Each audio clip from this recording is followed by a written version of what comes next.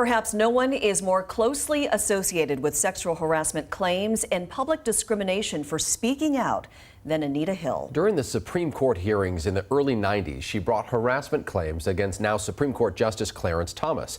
It's a role that cemented her place in history.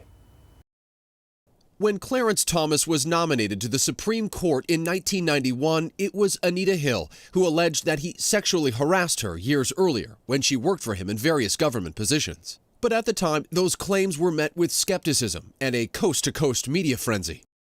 The images can be jarring to us now, 31 years later. There was 35-year-old Anita Hill facing a panel of 14 U.S. senators, all of them white, all of them men, almost all middle-aged. Among them, then-Senator, now President Joe Biden. While he has apologized to Hill for the way he handled himself during the hearing, she does hold him responsible as chairman.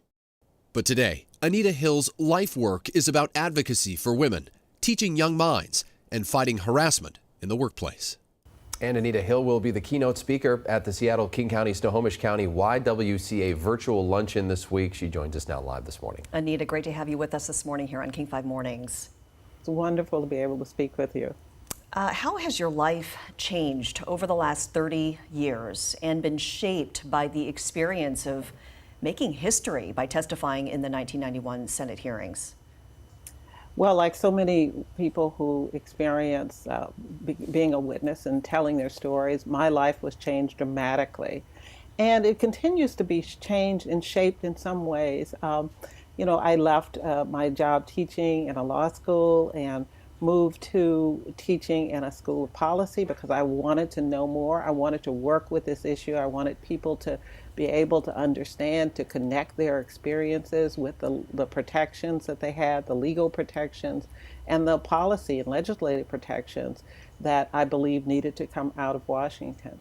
And so I moved across the country. My life has changed, but I like to tell people, you know, my mission didn't change. And I don't regret any of the changes that I did make in my life because I became attached to this issue. This idea of gender violence is so interesting. You outline this in your book, Believing. It feels like a silent epidemic in a way, prevalent on a lot of levels, but the focus has not been consistent or you know, vocal in a lot of ways. How are you changing the conversation or finding solutions on this idea? Well, I think the national conversation comes and goes, and that's really problematic. What we need is consistent national input, national witnessing, national testimony, and national solutions to this problem, which is a systemic problem. You know, it is in some ways a silent epidemic, but you know, there are so many things happening around the country in this issue. You know, when I've been talking about my book in different locations around the country, what I have found is that there are communities that are making a difference, that are making ending gender-based violence a priority. There are professions, the medical profession is starting to gear up its research and develop its research to make sure that physicians understand the role that gender violence can play in the healing of their patients.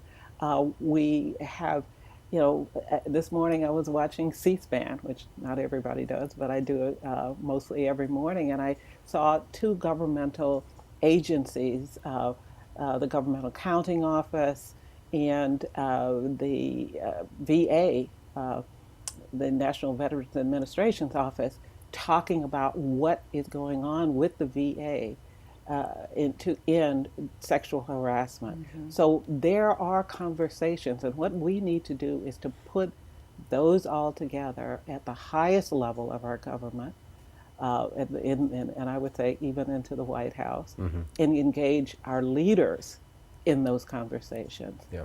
And you'll be, but those have to be informed by victims and survivors. And you'll be speaking at the YWCA Virtual Inspire Luncheon this Thursday.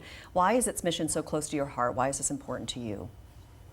Well, I've been speaking at YWs for a while now, and one of the things that is so clear is that their mission is dual. It is empowering women. The mission is to empower women and to eliminate racism. And it's been that way for over 100 years. That's been their dual mission. I think it's time for the rest of the world to catch up, to realize that you can't empower women unless you eliminate racism. You can't empower all women unless you eliminate racism. And you can't eliminate racism if women are not empowered to be a part of that elimination.